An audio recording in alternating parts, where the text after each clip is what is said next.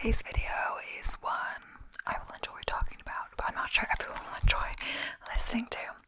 But the whole purpose of me doing these kinds of videos is that it's in the title, so I'm trying not to ramble too unrelated at the start.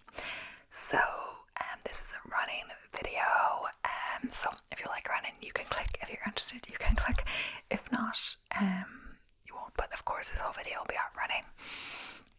I think races in particular, like race tips, but we'll start with general running. This was a request, so thank you for requesting, but I kind of answered in a detailed comment, so I'm not sure if I was still meant to do the video or not, but why not? It's one of my favorite topics. But if you're looking for like kind of shoe specific things, I do have a whole full shoe video, but since then I've got 2 shoes because I only featured 2 shoes in that video. But yeah, so a brief thing.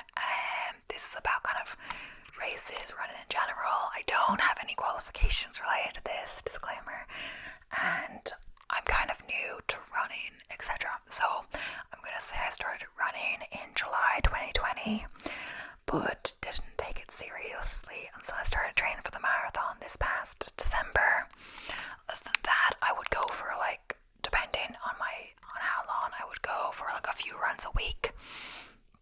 Usually not consistent throughout all the years, but you know, we kind of have bad weather in Ireland, so I would let anything kind of sway me. Since December, when I started training for the marathon, I took it very seriously. I barely missed any of the runs except if it was necessary, and like, that's my number 1 tip. If you want to take running more seriously, sign up for a race and have that end goal. It really helps having that end goal. So say if the race is, no matter what the race is, 5k, 10k, whatever, if it's a certain amount of way and your plan is a certain length, you gotta know, I've got to do every run, unless of course I'm not talking about running through injury, all of that, but you know, low motivation and stuff like that, you keep going. So now I'm up to running 5 days a week, though give or take. I haven't been doing it consistently because I have a race next weekend. It'll probably be already done by the time I post this, but so that means I'm going to take 2 rest days before the race and switch out my runs a bit. So I'm only going to do like 4 this week. So let's get into it really. So my number 1 tip is, if you want to get into running more, just honestly run. Don't worry too much about speed at the beginning. Everyone's saying, I'm a beginner too, but 80% of your runs should be easy, and even then at the start you don't have to worry about too much speed work. If you're finding yourself really out of breath, so much so that you can't complete the run or can't go past a certain distance or break, like say a 5k or whatever, slow down is usually the answer. If you run slow enough, you should be able to complete the distance. I ran for 5 hours straight in a marathon, so it wasn't very fast, just under 5 hours the marathon, because my marathon was a bit of a, you know, ill-paced, like, it was paced well, but I just couldn't complete the pace, you know, because I wasn't fit enough, which is fine, give it a crack, whatever. But yeah, so you can keep running and get there. So run slow, do whatever. So pick a plan, follow the plan. A good plan should have a variety of runs, no matter what you're training for. Depending on what you're training for, depends how many days a week. But I feel like a marathon plan should have at least 4 days. Some people do 5 or 6.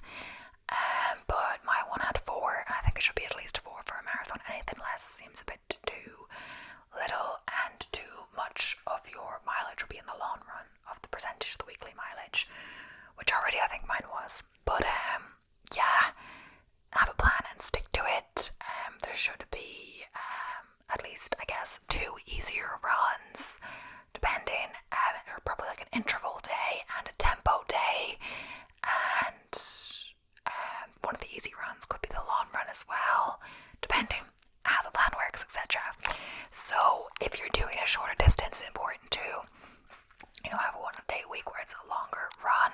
It's comparable to the distance. So, but for a 10k, if you're doing a 10k plan, the end distance should be a little longer so, so I think the reasoning is, I believe honestly that the reasoning is that if you can run 12k, 10 is starting to feel short, and it kind of makes sense. Like that one stage in the marathon plan, I was literally running half marathons every weekend for like 7 weeks straight. I don't know, maybe it wasn't that dramatic, but or more, half marathon or more. So half marathon suddenly didn't feel like too dramatic, like it was easy enough. Like obviously there's a difference between doing an easy long run, which most of your long runs should be easy unless you want to incorporate some race pace miles or kilometers. But the thing was that only like 2 of them were like time trials where I'm trying to like kind of go fast, for me at least. So yeah, and it takes longer for you to recover from like a time trial, etc., a faster pace. So that's why it's recommended to do most of your long runs quite slow pace, like a minute and a half mile slower than your race pace, or just incorporate some race pace miles. So like a segment, like it could be like a 5k or a 10k at the end of, say it was a 20k or something like that, or it could be like random kilometers without it, just do a race pace kilometer, then back to slow, to do a bit of get used to it. Also, usually when you're doing it, say you want to do 5ks at race pace within a 20k run, do it the last 5k, because it will give you the idea of trying to do your race pace on already fatigued legs a bit. So yeah, that's also sometimes when there's not a rest day before a long run, because you want the idea of running when you're already tired, I guess, because your long run isn't going to be as long as the marathon, so you gotta get that feeling somehow, I guess. For shorter races, even half, you can go up to 24 kilometers on your long run. Just a marathon, you're not going to be doing more than a marathon and a training plan. Either way, I was blabbing a bit, but yeah, so once you're doing the plan, stick to your plan, all of that. At the start of a training block, if you have really worn out shoes, do try to invest in some new shoes. It can make all the difference. It can make more difference than you think. I had really bad blisters going into my marathon. Started my marathon training, I was like, oh no. And once I invested in some new shoes, like most of the problems like went away. It can even start to affect like your legs, like giving you injuries if you're not getting proper support, like the support is broken down in the shoe.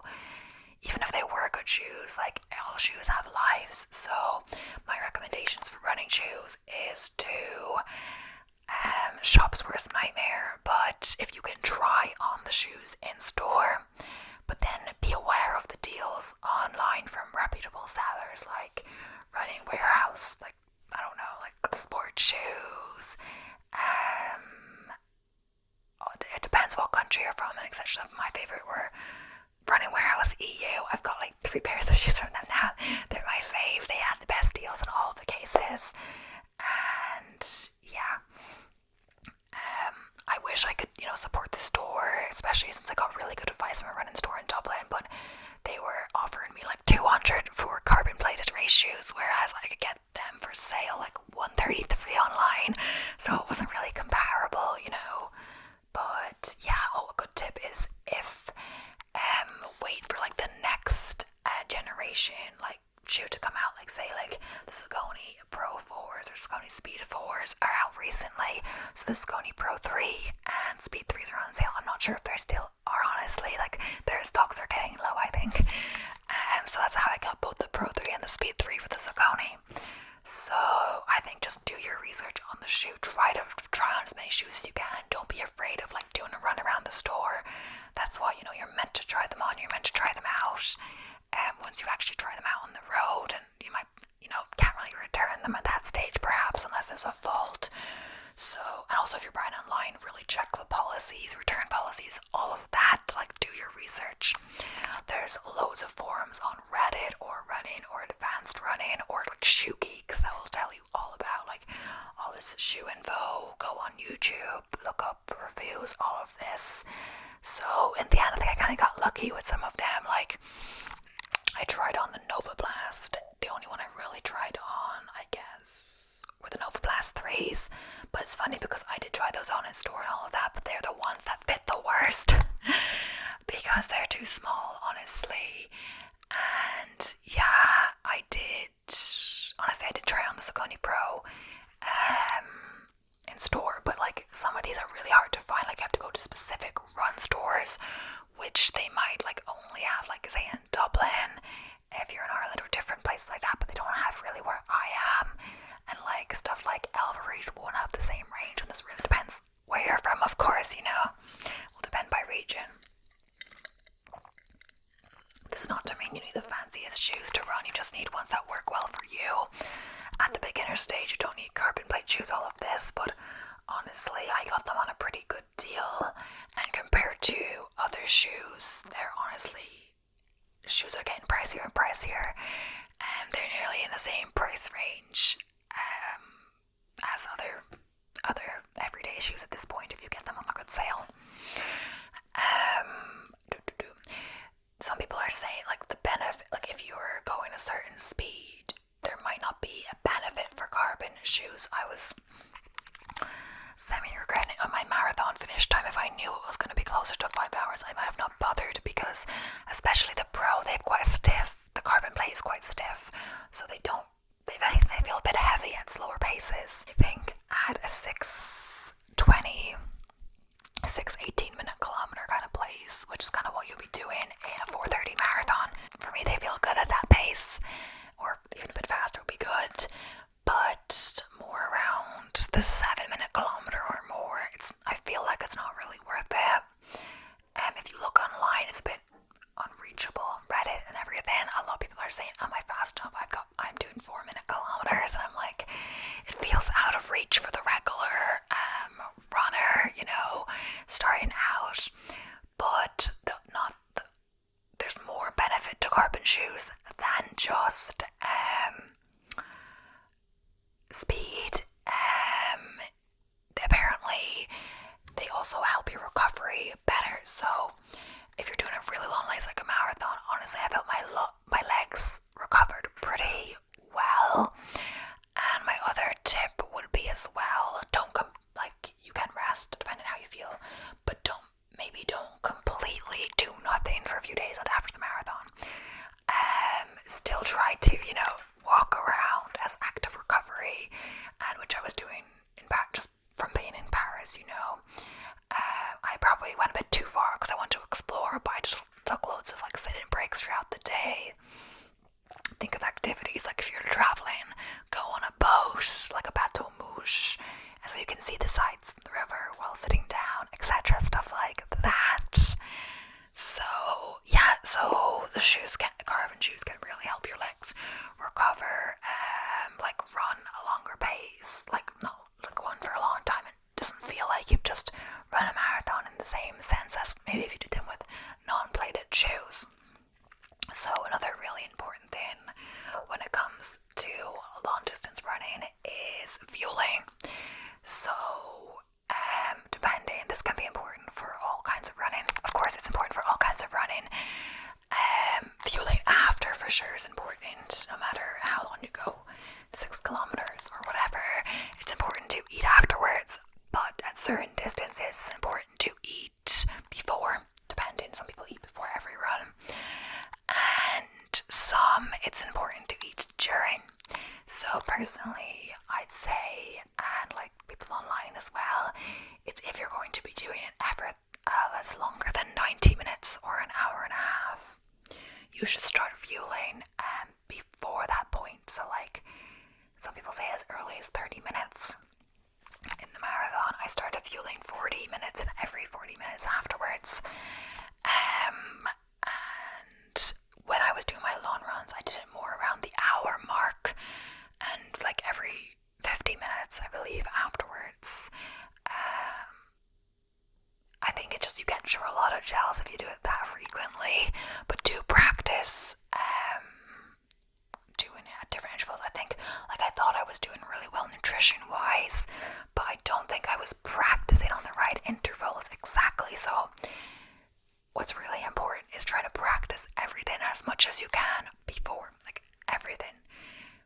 Don't just just wear the shoes out of the box, have the shoes worn in, have your nutrition plan, what you're going to eat before,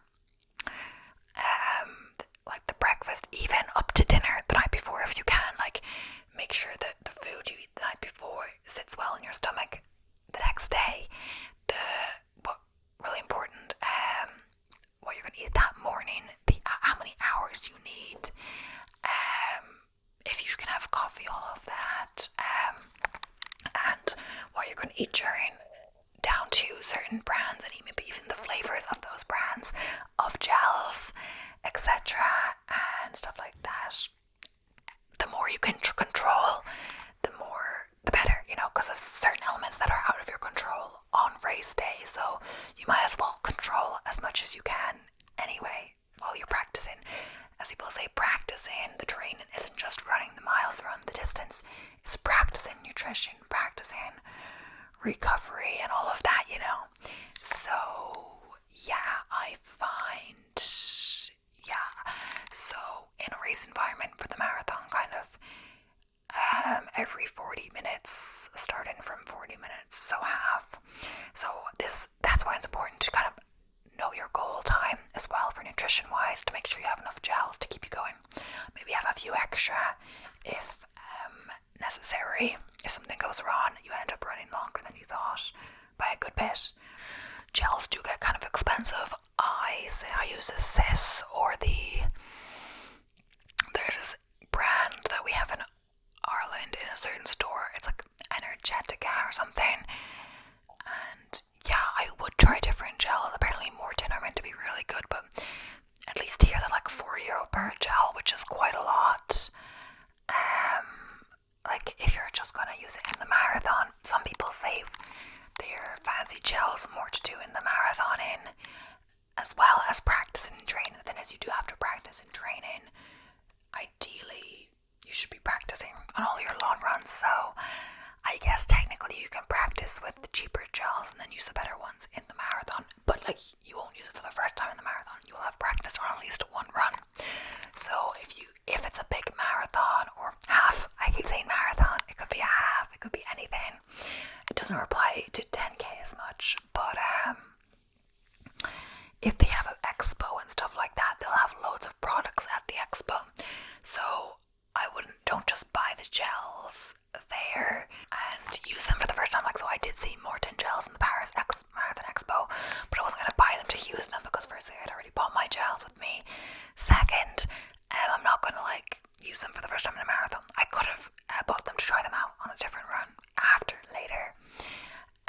But honestly, I haven't eaten a gel since the marathon yet, because my long runs aren't long enough yet to really need any gels yet. But it can be, say, if you have a 10k attempt, after, if you want to do a hard effort, you can maybe eat a gel like 5-10 minutes before starting the race to get a boost of energy. I did do that in my last 10k. I'm going to say I did get a cramp between the 8 and 9 kilometer mark, but I'm not sure if that was related to eating the gel, because it was like, that was like 40 minutes in plus, so I don't think it was related at that point, but it could have been.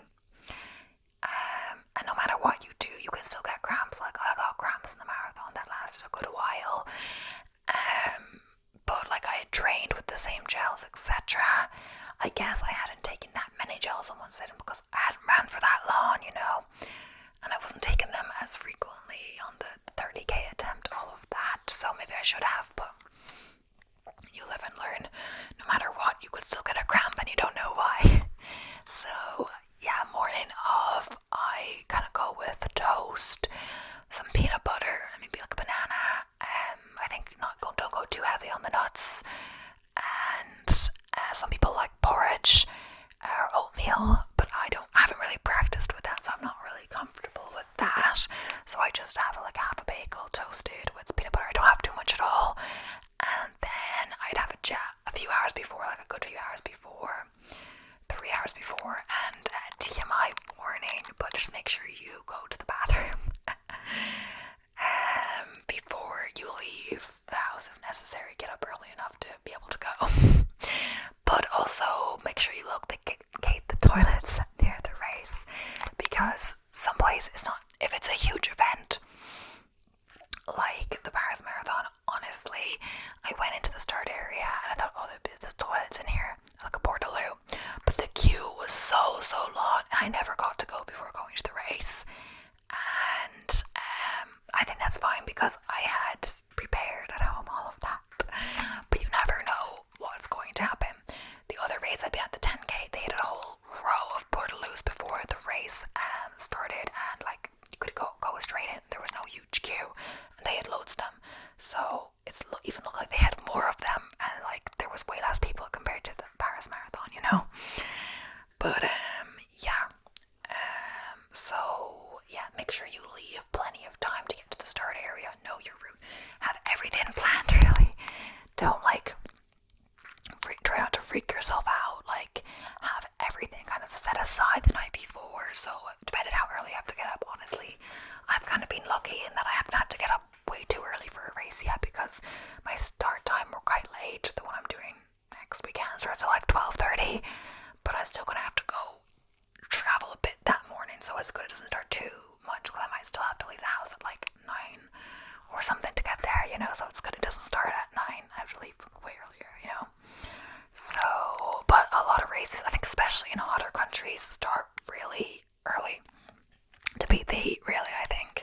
Like in Australia or the States, I believe, but we don't have that kind of extreme weather the same way, so it's lucky. So, because most of these events have like road closures, etc. Make sure you know where the road closures are if you're like driving, or if you're getting a bus route, if the bus is affected, and etc. Stuff like that.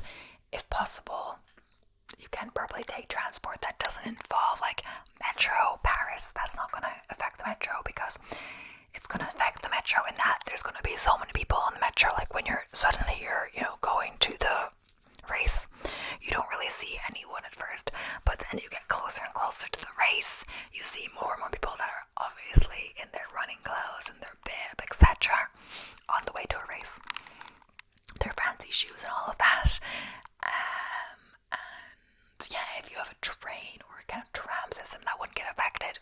If you can take that, why not? But if you know the bus route's not affected, why not? You just don't want to be caught and then have no way to get there, and it's like a really long walk, etc. Technically there could have been strikes in Paris, and they strike quite frequently in France, but thankfully there weren't when we were there. But some people don't like getting to the event too early, but because it makes them more nervous. But I think it's better to be safe than sorry.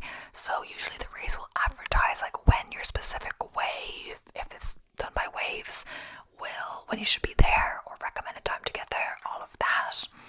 If it's like a really big race, the benefit of getting to the wave a little earlier is that you can get a bit further down and closer to the start line, etc. But yeah, I guess try to like locate yourself in the wave. Like if I'm doing like a sub 60 10k, I don't necessarily, I'm in that category that's sub 60. If everyone is in the categories that can do a sub 60 10k, I don't really need to be at the very start of that wave, because I'm kind of closer to the end of that time, close to the 60 and the 50. But if it's like the race I was doing had no waves, I kind of just went into the start area and kind of like guessed where I would be, and kind of didn't go all the way to the back, because then you'd just be weaving around loads of people. So yeah, I guess next then is just kind of try to have fun. Honestly, both races I enjoyed having done them, but I'm not sure if I enjoyed doing them. Unless it was like the very start, you know, because at both points they got hard, like, etc. Even the 10k. So I think the thing is, even though, like, you know, a 10k is easier than a marathon, definitely mental challenge, but thing is, depends what pace you're doing, and if you're picking a challenging pace or if you're just doing it easy. If you have no specific race goal, people often say don't have any specific time goals for a first marathon, like first half or whatever, but you can set a vague one for yourself, so you at least know what you should be aiming for pace-wise, etc. I think just don't be disappointed if you don't make it. So my pace goal I didn't make for the marathon, but I'm still glad I got under the 5 hours, all of that, etc. It's fine, it's your first time. Remember, any time you get is a PB if you've never done that time if you've never done that event before. So any marathon time I was going to get was a marathon PB since I've never done the marathon before. So I have a few pace specific tips if you want to go for a certain time. So 3 kind of main things. A lot of major races will have pacers, or depending on the criteria and all of that, people have mixed opinions about following the pacers. Some arguments for following the pacers is if you trust the pacer, it's going to do a good job, all of that, because of course they're human and can make mistakes as well. So it's that you don't have to keep checking your watch and worry about the pace. You follow the pacer. If you can keep the pacer inside or be behind the pacer by close enough, you'll get your goal time. And it's kind of encouraging to do it with someone else, have someone to look into the distance or just ahead of you. Maybe you can even chat to them if you're feeling whatever, or the people around them. Negatives is that they could, sometimes a big group around pacers, so it gets really crowded, so it's annoying. Second is that they can make mistakes. Try, if you meet them beforehand, talk to them about their pace and strategy. Disclaimer, I haven't actually followed a pacer at the race. In the marathon, I didn't see them at the very start because perhaps they only started in the first wave right near the time, because I was in the 4:30 plus category, but they didn't let me start until 15 minutes after that because I was further back. So I think they went off before me. In the 10k I did, I only saw the pacer at the 5k mark, which is interesting since I was pacing myself under 60 and I got there. So honestly, looking at that 10k pacer, I don't think they did a great job, unless they had a different goal than I would think. I think the goal of the pacer is to keep a fairly even pace, perhaps starting a little on the slower side and speeding up to about the right pace and keep even splits, and perhaps towards a slight negative split but not too dramatic. They shouldn't go off way too fast because the whole goal is to pace as many people as possible. Even if they get the sub 60 or 59, 50 or whatever it is, if their splits are really uneven and a bit jumpity, it's not really a sign of good pacing, I guess. My thing is that I only saw the pacer we all started at the same time, basically. Not exactly the same time because it depends when we cross the start line. But there was no waves, so considering I was pacing myself to a sub 60 5k, and I caught up with him. He wasn't behind me. I caught up with him 5k in, and I was pacing myself quite evenly, if on the little faster side for sub 60. Why did I only get to see him at 5k if he was wearing this big balloon? I think, and I saw him and he was stopping loads when I saw him. He was stopping 2 or 3 times perhaps to wait and cheer people on, but I'm if he had to keep stopping, that means he was going too fast and then just stopping. The whole point of the pacer is to kind of keep an even pace so people can follow him, because if he starts speeding off, people that want to do that pace will start speeding off with him if they can, and then he'll drop back and they'll stop, and then they'll be confused. He's meant to set an even pace, or she, but it was that male on the stage. But yeah, so other thing is, even if you do plan to follow a pacer but you want a specific time, go have a plan B. What if you don't happen to see them? What if the pacer gets injured? This happens, of course, and stuff like that. Or you drop back and can't follow them, but you want a B goal pace time. So have an idea. So what I do before race, I say I've only done 2 races, but I've done a 5k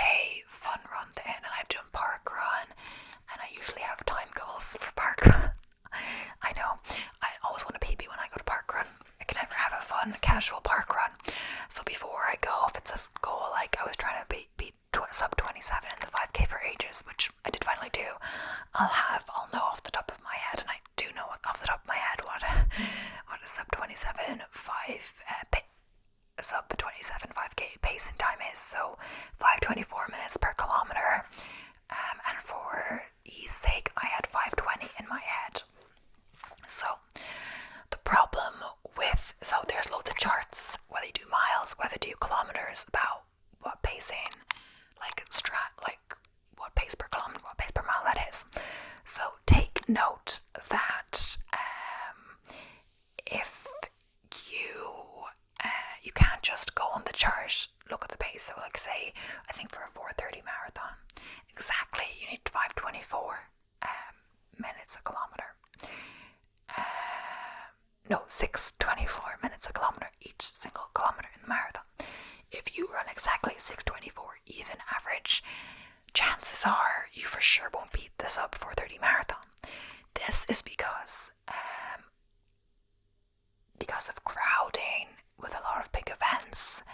Just in general, how the course is measured, it could be a little more rather than less.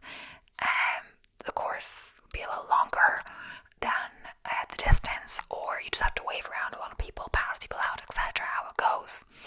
So even if it's a minimal amount extra, if your goal is really that tight and you keep it that even, chances are you won't go over it. So depending on the event, how crowded it is, etc. What also, you may not follow the exact line the course is measured on. So on some big events like marathons and stuff in like Paris, there was like a green line that you could follow, and that was the course measure line, and I tried to stick on that when I could, etc.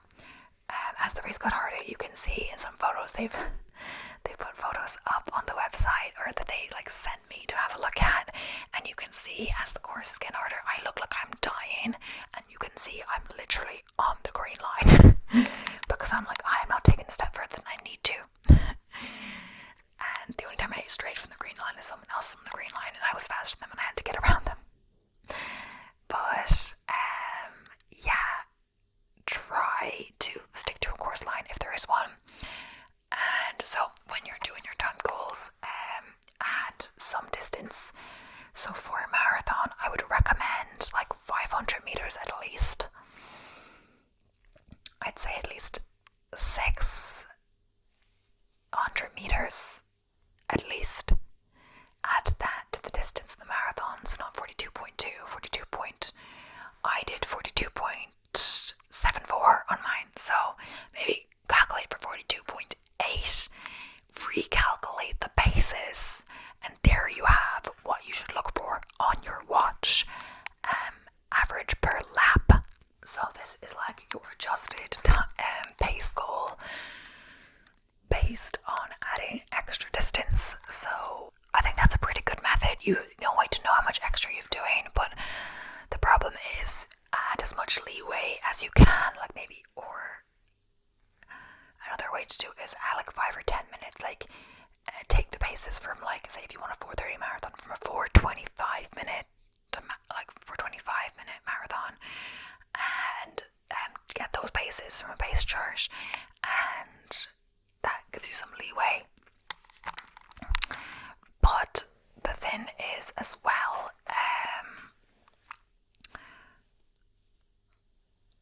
you kind of want to add as much extra distance as you can, but the whole point is, if this time goal that you have is like hard for you, or like a struggle, you know, something you're not sure if you're going to make, you don't want to add too much extra distance and calculate your paces too low, because the whole point is the pace already sounds hard. You don't want to be running loads of extra distance, so try to have it in between. You don't really know how much you can maintain. But nothing is more sad than getting, you know, like a 4:30.02, you know, or something like that. So you don't want to miss it by like a tiny bit. The other thing of doing the pacing thing, which I will do in my next marathon, I didn't do in this one, is apparently as well your GPS can get messed up. So the whole like readjusting pace based on distance, apparently there's GPS inaccuracies if it can get like a bit messed up from buildings and stuff like that around the course.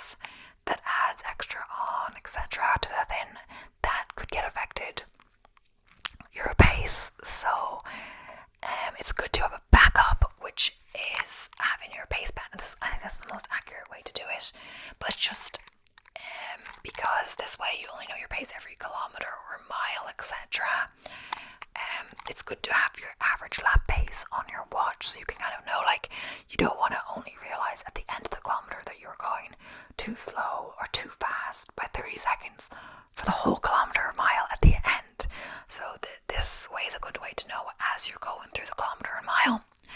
The other thing is the pace band. I don't know why I'm doing this with the hands, but I guess because you'll have the pace band and the watch on maybe opposite hands, I don't know. But it's something you can buy, or you can actually write the kilometers splits for the 5k on your. But then, I think the best way to do it is have the whole kilometer marker. And some people actually, they manual lap their watches on the kilometer or mile markers. But I thought that was too much. I had to click the button accurately every single time and it was kilometer markers, 42 kilometers, and I was like, that's too much work, especially since I was holding a water bottle with syrup and salt and lime and stuff like that for electrolytes, as well as at some points I'd be eating a gel that's too much thins to hold, it's too much thins to not try to hit the button at the same time, but either way. So the pace band basically will tell you every kilometer or mile, so it's good to know what it depends on which you've been training in, so miles or kilometers, but it also make sure to look up, I guess depending on the location of the event, but if you're doing an international marathon and you're not used to that, say in the EU, they'll probably be doing them in kilometers, but in the UK I feel like they'll probably do them in miles because the UK uses miles, but Ireland we use kilometers. We used to use miles, but they changed over the rules years ago. So anyway, look up your event. If it's not local to you, do they use kilometers? Do you use mile markers? They'll probably find the information online, etc., and get a band to correspond to that if you're really serious about getting a certain time goal. And then every kilometer or mile, it will tell you what time you should be at that. So then your watch, which I haven't mentioned, if you have a watch, you're going to kind of need a smart one of these workout watches to Garmin, Apple Watch, whatever. You will, since you have a chip, you will have your GPS loaded, be in the run, workout, whatever, but you will press the start button the second you cross the line. The second you cross that line. And I'm going to say I'm really accurate at this because my time in the marathon was 3 seconds faster than my watch time. I stopped it a little late, and my 10k time was exactly the same time as my chip time. So I'm very accurate at doing this, I know. Once you cross that finish line, stop it immediately. I mean, it doesn't really matter for pacing you at that point. It's just for your own mental, idea, it's more important throughout the race. So, if you've started your watch at the correct time, this is really important, then the thing that cannot be messed up unless you pause it, which don't pause your watch. Even if you go to the toilet, do not pause your watch. Say your GPS can mash up your distances, all of that, unless your watch powers out and you don't pause it or whatever else, time will be your main accurate goal. So, time against the kilometer markers, which the course is measured. The kilometer markers apparently aren't always at the best place, but apparently the time where the chip clocks the time, like 5k, 10k, 15k, all of that, because they have specific timings, splits on the website and stuff, and the results section to prevent cheating and stuff like that. Those are apparently the most accurate because that's where the official chip marker then will be. So check at all markers, but especially those. So say it's you want to do a 6. Also, again, so excited. You don't have to use the adjusted distances. You can just do what the official kilometer pace chart will tell you, because this is the kilometer marker itself, not the extra distance that you're doing when you're running. I'm getting confused now, but yeah. So say you're going for a 6:23-minute kilometer for a sub 4:30 marathon. You cross the kilometer. You're at the kilometer marker. You look at your watch. You look at your band. You should be 6:23. You look at your watch. You're at 6:22. Perfect. job. And you keep going like that. And yeah, that's if you really want a certain time. I've done a lot of research on this because I really wanted to do my time goals right in the marathon. Some watches have some kind of pace pro strategy or stuff like this. I didn't use any other features like this, so I wouldn't know. But yeah, between all of those factors, and perhaps if you're following a pacer as well, but either way, you should know that there should be some room for, error. Like if you don't follow the pacer anymore, you should be able to still be able to pace yourself, kind of. Either way, I'm gonna stop blabbing about that. Another important thing is to be happy. You're going along, you get a cramp, you can't continue your pace, you don't get your goal time. Be happy that you did your best, you completed the race, and even if you didn't complete the race, you have to know when to, if you get injured, anything can happen. You have to know when to, let go of your goal and prioritize your health. I haven't had to do that yet, but if the time comes, I hope I'll be able to make that decision and not just run through pain for the sake of it. But yeah, the other thing is try to enjoy the race. Honestly, most of the races I've done, I've been going too fast or been too painful or whatever for me to really enjoy the race in the same way. But I don't know, there's just something about chasing a time goal that's fun, doing your best, trying hard, and then recovering afterwards. Leave everything at the race if you're in good shape and you can. So yeah, the other thing I do in a longer distance when doing like half marathon is I bring my own water bottle with syrup, water, salt, and lime, because that's what I train with. Don't do that if you don't train with that, but I drink every 2 kilometers, a few sips, and keep going. Also, there are usually water stations, all of that, know when they are. If you need more than that, feel free to bring your own. I don't have any problem carrying a bottle because that's what I train with, but some people don't like to do that. I think it's fine. I'm used to it by now. Because especially like if I want to drink water, there's no water stations in training, like I'd have to, carry it, I guess. Some people do loops and loop back by their car, or they stash it somewhere, or stop in a shop. I don't know, but either way, yeah, that's what I tend to do. It gives you some extra carbs in the syrup, extra energy, etc. before your gels, etc. I think, it's important not to down a lot of people, especially this can be hard because I encourage you not to litter on the course. So people just throw stuff in the bin. But say there's a water station, and say they hand out bottles, it doesn't really apply for cups, but if they hand out a bottle that's like 333 milliliters, and that's what they did in the marathon, and the bin is like a few hundred, really close, don't just down all the water in one go. That can upset your stomach, that can give you stomach problems. What I do is, if they give me the water bottle, they'll have a water station every 5k, so what I'll do is like let that water last the full 5k and then throw it in the bin at the next one, or if I see another one on the way. Make sure you hydrate too early rather than too late, because the thing with hydration, nutrition, stuff like that, you don't really feel it until it's too late. Like, don't start skipping your gels or anything like that. You'll only feel it when your blood sugar has dropped too low or whatever, and stuff like that.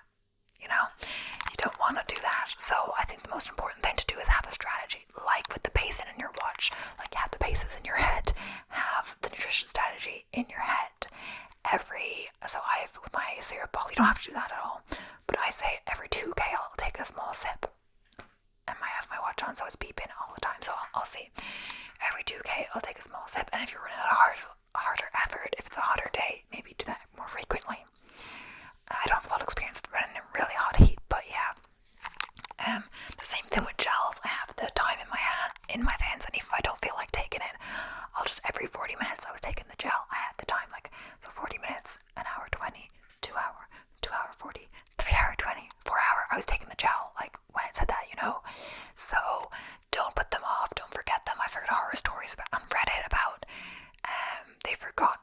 first gel and they were like, I'll take it at the next water station. Oh, but like, I feel fine, I won't take it then. And then suddenly they run into major problems when it's cut up to them 30k in or whatever, you know.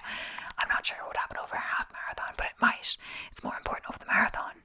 You kind of, it's nearly necessary to do nutrition on a marathon. Some people do low nutrition, like they'll eat a banana or a bit of banana in the race because gels don't sit well in their stomach. But if you're lucky enough that gels gels work well with you, use it and use that fuel because it can help you feel better. As well as, yeah, if the first gel you try or kind of gel you try doesn't agree with you, try other ones. Some brands might work better. Maybe try natural foods, find dates, try bananas, I don't know, all this stuff. They also have different foods on certain courses, but I don't know, I didn't really want to, you know, chance eating random things as well. I'm vegan, so some of the stuff I couldn't eat, etc. But yeah, I think that's going to be all for now. Most importantly, really have fun with your racing. It's not all about time. That's only if you have certain time goals per se. But yeah, it's good to know how to pace yourself. It's just good to have the strategy. If it goes wrong, it goes wrong. And at certain points, you got to adjust your goal in the race. Like when I knew I wasn't getting the sub 40:30 marathon, I just kind of adjusted the goal, being like, I just want to finish without walking. Or when I was trying to do the math on if I could get sub 5, I didn't know if I could. And then when I knew I was in reach, I was like, okay, let's get under sub 5 and all of that. But yeah, thank you so much for watching. I hope you enjoyed. If any questions about